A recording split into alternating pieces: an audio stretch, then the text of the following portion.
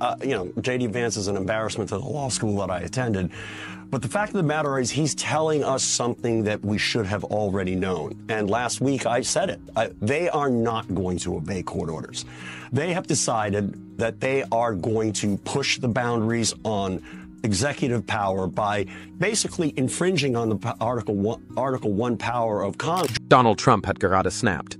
Nachdem George Conway eine gewaltige Bombe über J.D. Vance platzen ließ, live und ungefiltert. Die von Conway aufgedeckte Wahrheit hat die politische Welt erschüttert. Und Trumps Reaktion war absolut explosiv. Glauben Sie, dass dieser neue Skandal Trump und Vance ernsthaft schaden wird? Kommentar 1 für Ja oder 0 für Nein. Kommen wir nun zu dem Chaos, das sich hier abspielt. Donald Trump, we know, is basically a Matryoshka doll? How do you say that? Of lies and mendacity. Basically, he'll lie, then he'll lie about lying, then he'll lie about lying about lying, and then he'll lie about lying about lying about lying. And that's what he... George Conway entlarvte nicht nur J, D, Vance und Donald Trump entlarvt, sondern er hat sie auch in Pointen verwandelt, die so urkomisch waren, dass selbst ihre Anhänger neu bewerten mussten, ob sie noch auf der richtigen Seite der Wahrheit stehen. Obwohl es Vance gelungen ist, einen ganzen Bundesstaat davon zu überzeugen, ihn in den Senat zu schicken, ist sein Ruf ungefähr so stark wie eine Sandburg inmitten eines Hurrikans. Die einzige Möglichkeit besteht darin, auf die Straße zu gehen und an einer Demonstration teilzunehmen. The only recourse is to go out on the streets and march. That is the only recourse.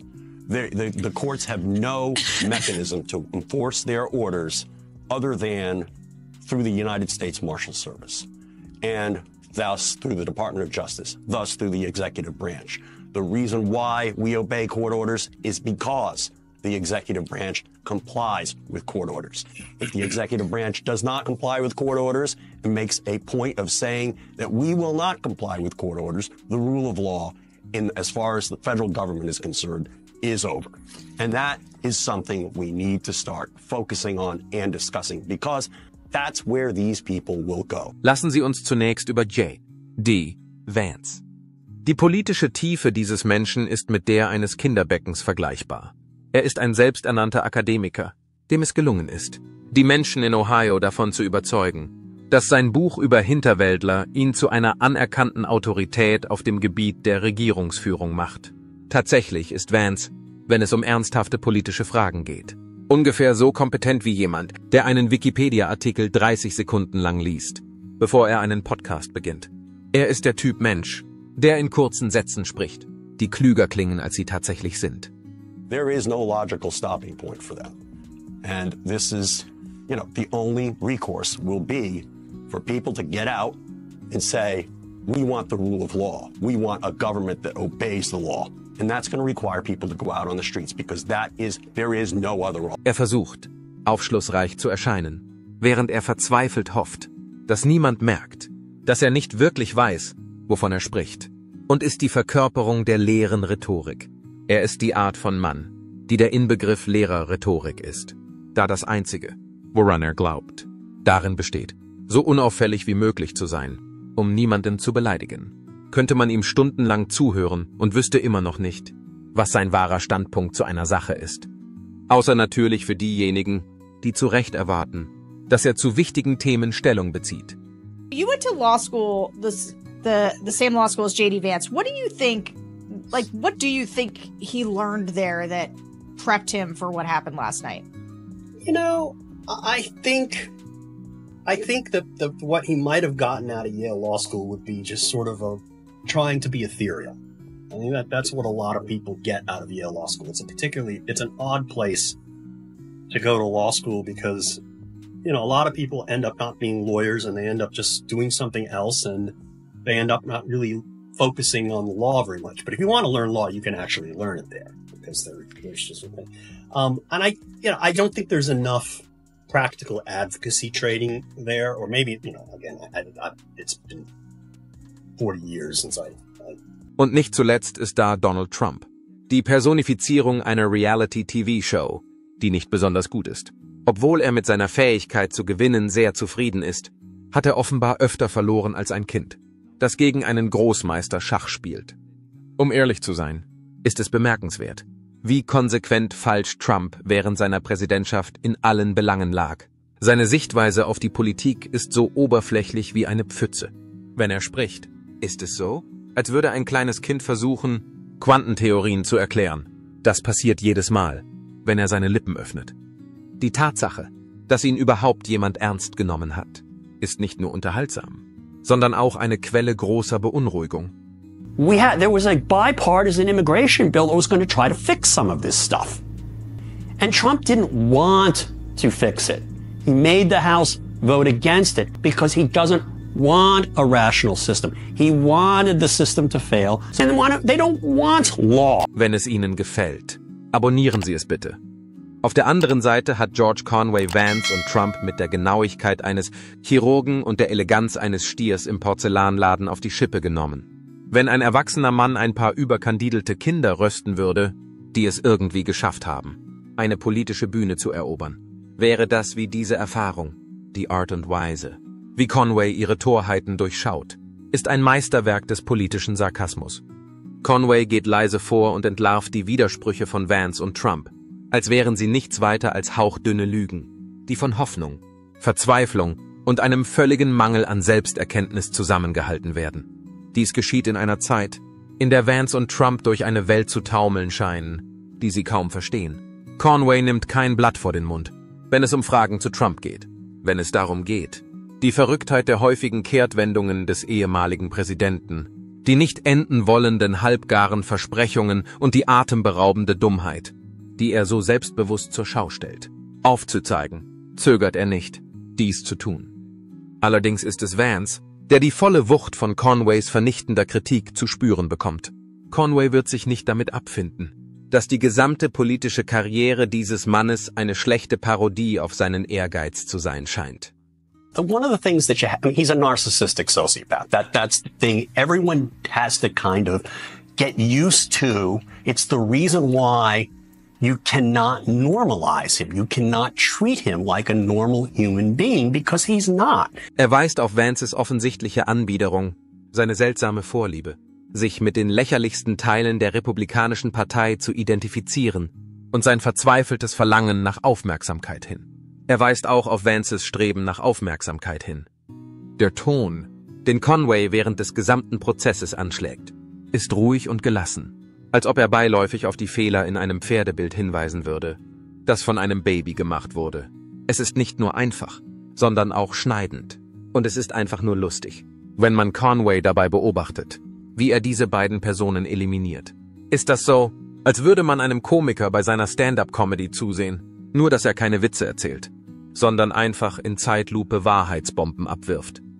Die Tatsache, dass Vance und Trump sich nicht bewusst sind, dass sie die Pointe sind, ist das einzig Traurige, was man hier finden kann.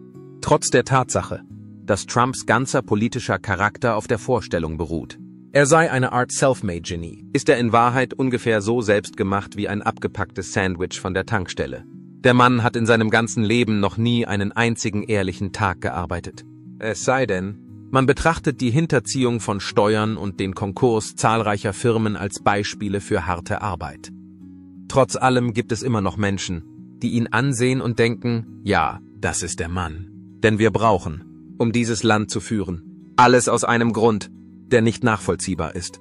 Die Situation ist vergleichbar mit jemandem, der ein brennendes Gebäude betritt und dann behauptet, er sei der Einzige, der qualifiziert sei, das Feuer später zu löschen. I think everybody overthinks this guy. There's no strategy. There is no thought. And the brand is just him. He lives in this world where there's just him. Okay? But it's not just him, George. It's a hell of a lot of people out there who've gotten sucked up into this thing and that are perpetuating I agree with that brand. I'm talking about in his mind. Okay. None of us matter. Those people don't matter. They're not real people. He doesn't care what happens to them. If they show him adulation and they do what his bidding, that's good. If they don't do his bidding, he will destroy them. He will discard them. None of us, in his mind, okay, he's someone, as a man with no empathy, a man with no conscience, it's just him. Auf der anderen Seite führt Vance eine andere Art von Performance vor. Obwohl er den größten Teil seines Lebens fest in den höheren Schichten der Gesellschaft verwurzelt war, beruht seine gesamte politische Karriere auf der Annahme, dass er in gewisser Weise die Stimme der Arbeiterklasse ist. Und das, obwohl er den größten Teil seines Lebens in gehobenen Positionen verbracht hat.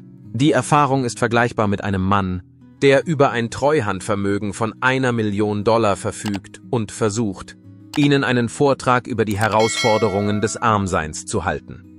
Die gesamte Existenz von Vance dient als Modell dafür, wie man eine bestimmte Bevölkerungsgruppe anspricht und gleichzeitig völlig losgelöst von den Dingen bleibt, die in ihrem Leben tatsächlich passieren. Werfen Sie einen Blick auf D. Vance politische Karriere an, wenn Sie schon immer wissen wollten, wie es aussieht. Wenn man einen ganzen Staat mit falschen Informationen manipuliert. Er besitzt die Arroganz zu behaupten, dass er die Menschen in Ohio kennt, obwohl er in Wirklichkeit nur ein weiterer reicher Mensch ist, der einen schicken Anzug trägt und eine Menge Überzeugungen hat, die ihm von seinen milliardenschweren Unterstützern eingetrichtert wurden. Die Rüge, die Conway diesen beiden Personen erteilt hat, ist nichts weniger als ein öffentlicher Dienst. Es ist eine rechtzeitige Erinnerung daran, dass es im politischen Zirkus nicht nur um Trump und die Menschen geht, die ihn unterstützen. Es geht um das Spektakel, jemanden zu sehen, der bereit ist, die Wahrheit zu sagen, ohne Rücksicht darauf, wie viele Menschen er damit beleidigt, und der die neuen Gewänder zerreißt, die der Kaiser gerade gekauft hat.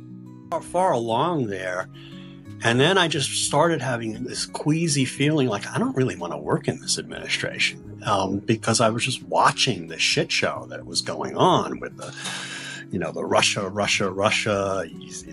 thing, with the firing of Comey, and the guy, it's just like the administration shut it. Trumps gesamtes Verhalten beruht auf der Vorstellung, dass er in gewisser Weise unantastbar ist, dass sein Getöse und seine Angeberei ihn immun gegen Kritik machen.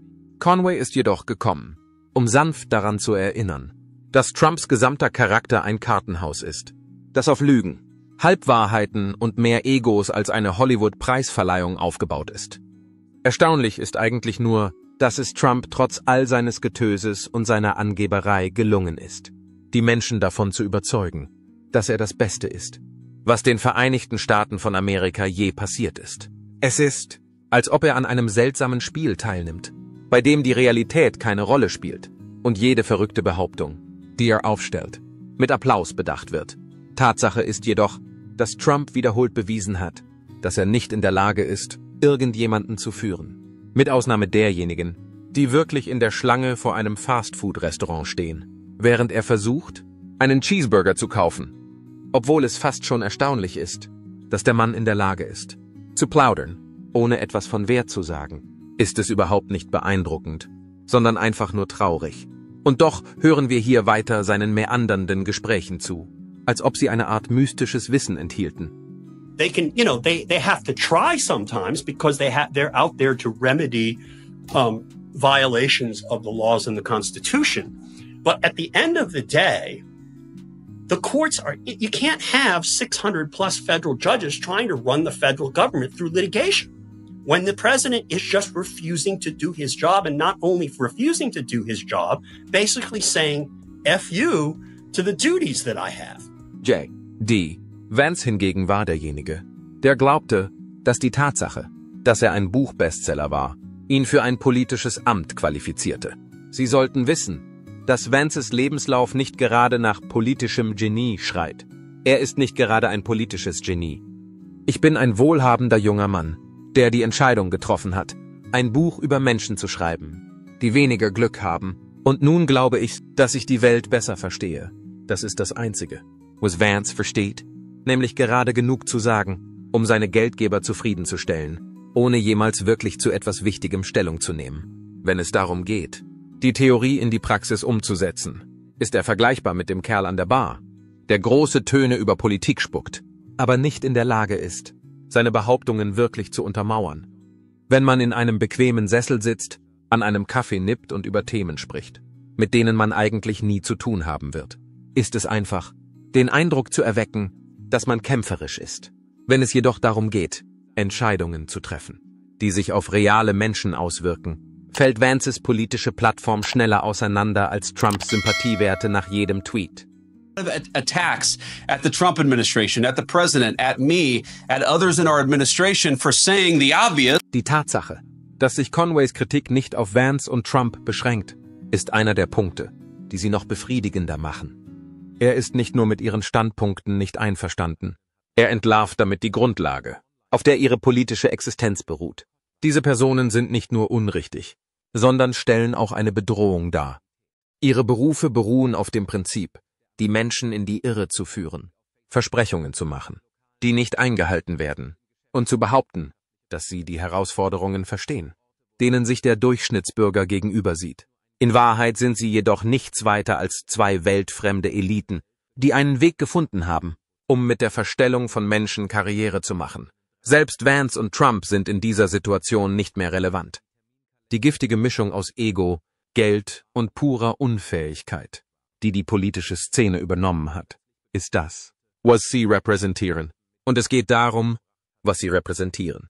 George Conway macht sich nicht nur über diese beiden Personen lustig, sondern er deckt die Korruption auf, die im Herzen der amerikanischen Politik liegt. Mit seinen Aktionen zeigt er der ganzen Welt, dass das eigentliche Problem nicht nur diese beiden Clowns sind, sondern das System, das ihnen ihre Existenz ermöglicht. Ein System, das leeren Worten mehr Gewicht beimisst als dem tatsächlichen Inhalt. Eines können wir aus all dem mitnehmen: Wir müssen aufhören, diese politischen Scharlatane mit ihren schmutzigen Tricks davonkommen zu lassen. Es ist unbedingt notwendig, dass wir nicht auf Personen hören, die häufig Plattitüden verwenden, aber nie wirklich etwas Substanzielles von sich geben. Sowohl Vance als auch Trump haben die Kunst perfektioniert, den Eindruck zu erwecken, dass sie über das jeweilige Thema Bescheid wissen, obwohl sie in Wirklichkeit gar nichts sagen. Darüber hinaus ist es ihnen gelungen, große Teile der amerikanischen Bevölkerung davon zu überzeugen, dass sie es sind, die das Land aus der Katastrophe retten werden. Dank der Bemühungen von George Conway ist es nun für jeden, der auch nur ein Minimum an Intelligenz besitzt, mehr als offensichtlich, dass diese beiden Personen nichts anderes sind als der Kaiser ohne Kleider. Diesmal jedoch ist die Wahrheit ans Licht gekommen, und das ist kein schöner Anblick. Das ist nicht alles, was George Conway tat, wenn er Trump und Vance kritisiert. Damit entlarvt er den ganzen Zirkus, der schon viel zu lange in Betrieb ist. Das ist ungefähr so, als würde man zwei Clowns jonglieren sehen. Nur dass das Publikum zu viel Angst hat, um zu lachen, weil es befürchtet, die Clowns könnten es mit Torten bewerfen. Aber was ist mit Conway? Er schreckt nicht davor zurück, eine Erklärung abzugeben und zu sagen, hey, diese Clowns sind eine Bedrohung für die Show und für das amerikanische Volk. What do you know about the OPM and OMB, and they're just like offering people, not buyouts. Buyouts is a misnomer. They're basically just like, we're going to pay. I mean, they're kind of, it's a combination of Project 2025 and shit coming out of Elon Musk's ass. Yeah. Forgive my language. Indem sie Trump und Vance für ihre Unfähigkeit und ihren Mangel an Ethik entlarvt, tat Conway das, was viele von uns sich wünschen, dass wir das Selbstvertrauen hätten, es zu tun. Sie weist darauf hin, dass diese politischen Außenseiter viel mehr damit beschäftigt sind, sich selbst zu schützen, als das Richtige zu tun. Wir haben Anspruch darauf, besser zu sein als diese Individuen, anstatt mit Slogans, Schlagworten und einer gehörigen Portion Fantasie zu kandidieren, werden wir Führer haben, die wirklich in der Lage sind, Antworten auf unsere Probleme zu geben. Die Tatsache, dass diese beiden es geschafft haben, einem großen Teil der Bevölkerung vorzugaukeln, dass sie etwas sind, was sie nicht sind, ist absolut bemerkenswert. Trump mit seinem Reality-TV-Charakter und Vance mit seinem Anschein von intellektueller Überlegenheit haben beide das Spiel lange genug gespielt, um die Menschen davon zu überzeugen, dass sie die Lösung für die Schwierigkeiten sind, mit denen die Vereinigten Staaten von Amerika konfrontiert sind. Dennoch ist das alles nur Schall und Rauch. Und die Enthüllung dieser Tatsache durch Conway ist wie das Zurückziehen des Vorhangs einer Zaubervorstellung, die nicht korrekt ausgeführt wurde. Hoffen wir, dass das nächste Mal, wenn wir Vance oder Trump schwadronieren sehen, es daran liegt, dass sie endlich erkannt haben, dass sie als das entlarvt wurden, was sie wirklich sind. Lediglich zwei Männer, die das Glück hatten, ein paar Menschen zu lange in die Irre zu führen. Jetzt sind sie an der Reihe. Wird dieser Skandal zu einem dauerhaften Bruch zwischen Trump und J.D. Vance führen, oder werden sie sich irgendwie erholen? Kommentieren Sie Ihre Gedanken unten, drücken Sie den Like-Button Und vergessen Sie nicht zu subscriben, um über jede neue Wendung auf dem Laufenden zu bleiben.